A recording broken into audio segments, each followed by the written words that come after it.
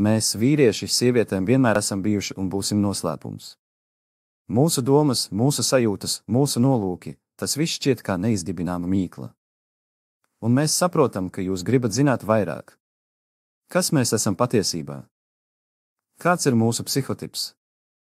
Ko mums nozīmē sievietes? Un kā mēs ietekmējam sievietes dzīvi? Šodien es aizsākšu video ciklu Kāds ir vīrietis, kur ar taro palīdzību varēsiet mazliet vairāk ieskatīties vīriešu pasaulē. Un ceru, mūs arī labāk sapratīsiet. Kā jau jūs zināt, taro kārtas ir noderīgs instruments, kas palīdz atklāt cilvēku raksturu, patiesos nodomus un iekšējos motīvus. Reizēm tas, ko mēs, vīrieši, sakām vai darām, ir tikai maska, bet taro spēj ieskatīties dziļāk, tur, kur slēpjas patiesība. Vai mēs esam emocionāli un gādīgi? Vai mēs esam noslēgti un noslēpumaini?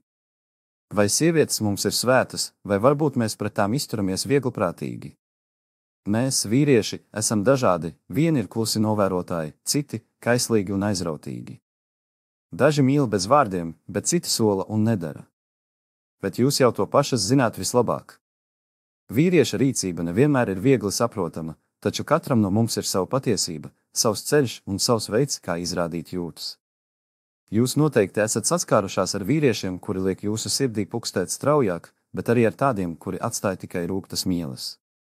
Mēs spējam būt gan varoņi, gan viltnieki, gan atbalsts, gan izaicinājums. Tāpēc šajā kanāla jaunajā tēmā mēs iedziļināsimies tajā, ko taro var pateikt par jūsu interesējošo vīrieti. Nevienam uz pieres jau nav rakstīts, kāds viņš ir, it īpaši attiecību sākumā. Izliec kārti un uzzini atbildi.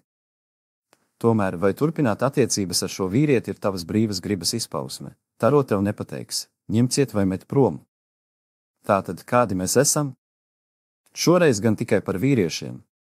Ja tev patīk šī tēma un gribi uzzināt vēl vairāk, noteikti abonē mūsu kanālu. Nospiedi patīk un dalies ar šo video, lai arī citas sievietes varētu atklāt noslēpumu par vīriešiem un viņu patieso dabu.